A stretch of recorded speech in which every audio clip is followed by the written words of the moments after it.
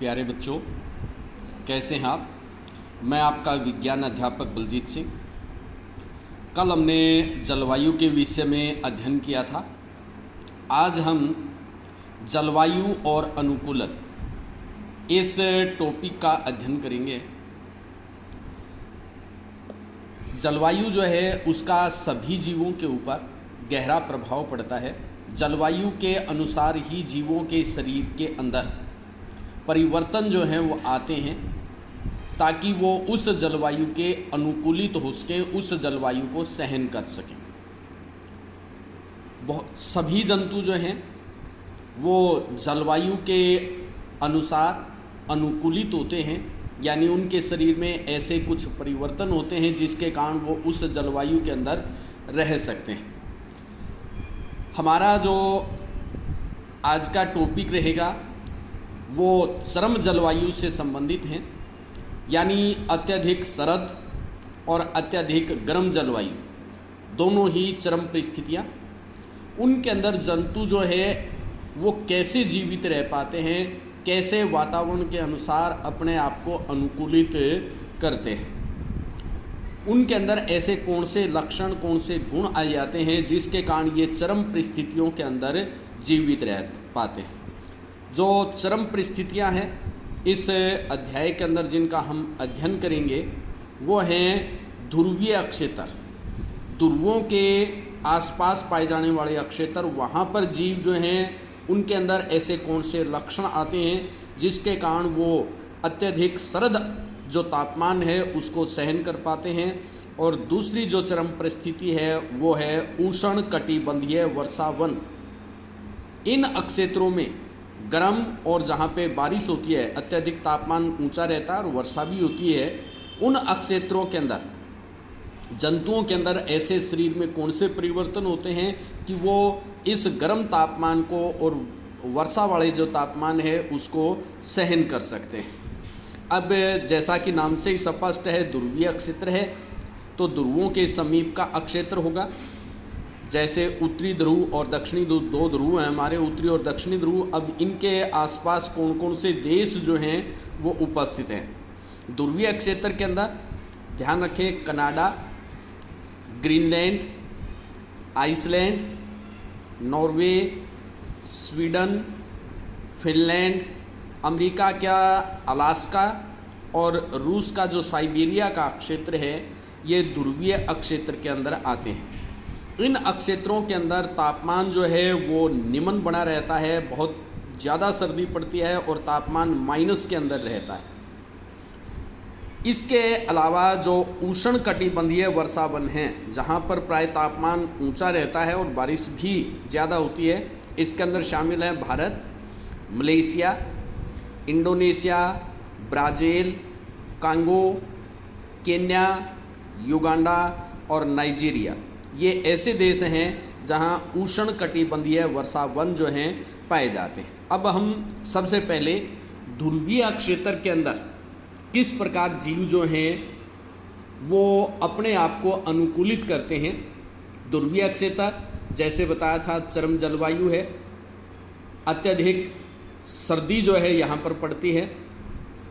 ध्रुवों के ऊपर जो है लगभग 6 महीने तक सूर्योदय नहीं होता और 6 महीने तक सूर्यास्त नहीं होता, यानी 6 महीने दिन और 6 महीने रात रहती है। सर्दियों का तापमान बहुत कम हो जाता है, -37 डिग्री सेल्सियस, जीरो से भी नीचे -37 डिग्री सेल्सियस रहता है। तो यहाँ पर जो पाए जाने वाले जंतु हैं ध्रुवीय क्षेत्र में, वो इस तापमान पर भी जीवित रहने के लिए अनुकूलित हैं। यहाँ पर हम दो जीवों के उदाहरण लेंगे जो ध्रुवीय क्षेत्र में पाए जाते हैं। पहला उदाहरण हम ध्रुवीय भालू का और दूसरा उदाहरण जो है वो पेंगुइन का लेंगे।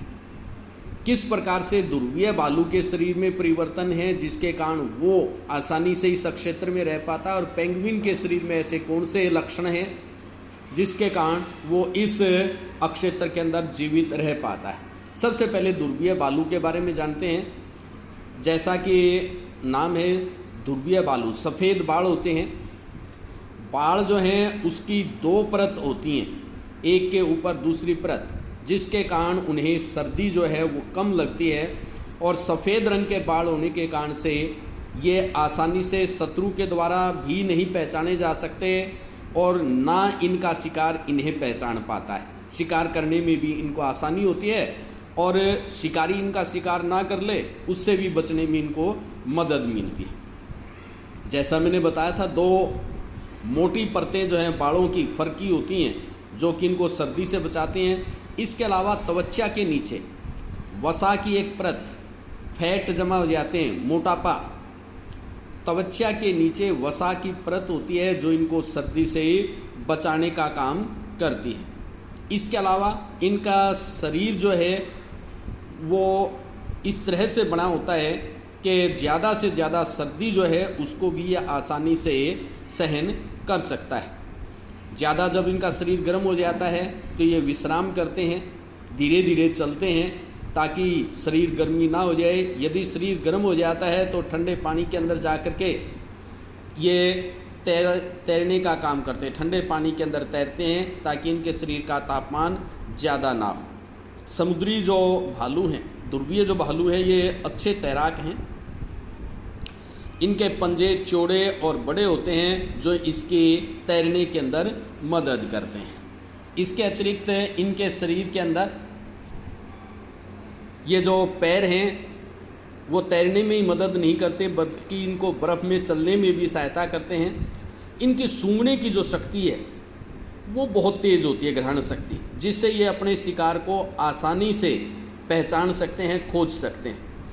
अब यहाँ पे एक ध्रुवीय भालू जो है उसका एक चित्र दिया गया है और उसकी विशेषताएं दिखा रखी हैं जिसकी मदद से हम आसानी से ये पता कर सकते हैं ऐसी कौन सी विशेषताएं हैं जिसके कारण ये जीवित रह पाते हैं। सबसे पहले ये ध्रुवीय भालू सफ़ेद बालों के रंग जो है सफ़ेद है, इसके कारण से परभक्षी, इसका शिकार करने वाले और इसका जो शिकार है वो इनको आसानी से नहीं देख पाते। दूसरा लक्षण, बालों की 2 मोटी परत जिसके कारण सर्दी इनके शरीर को नहीं लगती। तीसरे नंबर पे त्वचा के नीचे वसा की मोटी परत जिसके कारण नीचे जो फैट होगा, वसा होगी, वो शरीर को गर्म रखने में सहायता करते हैं। इसके पश्चात इसके नाखून जो हैं मुड़े हुए हैं, लंबे हैं और पैने हैं जो कि बर्फ़ में इसको चलने में मदद करते हैं। इसके बाद देखें सूंघने की शक्ति, इसकी सूंघने की शक्ति जो है वो बहुत तेज़ है जिसके कारण ये आसानी से अपने शिकार जो है उसको पहचान पाते हैं, पकड़ पाते हैं। तो ये ध्रुवीय भालू जो है उसके विशेष लक्षण हैं जो शीत ऋतु को सहने की क्षमता प्रदान करते हैं। आज इतना ही। कल हम पेंगुइन के बारे में पढ़ेंगे।